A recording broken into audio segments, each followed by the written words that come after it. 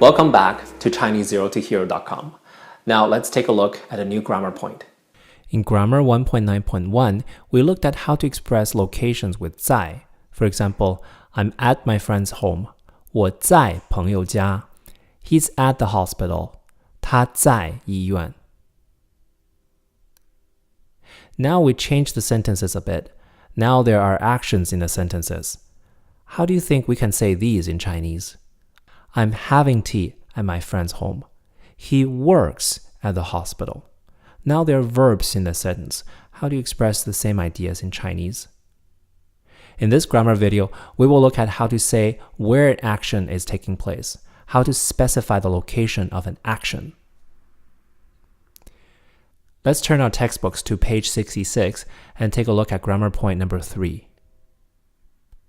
Simply put, to express locations of actions, we still use the word 在, meaning at.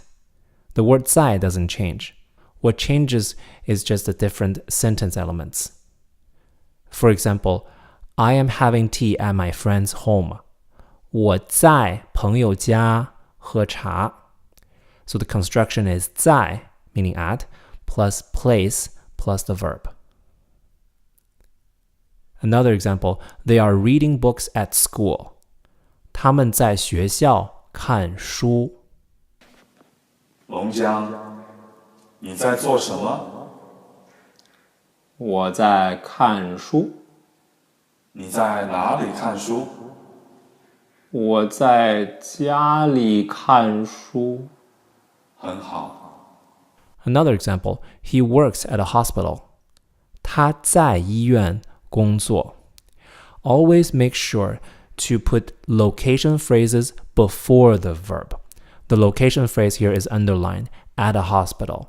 So at a hospital, always need to go in front of the verb, which is 工作 in this case.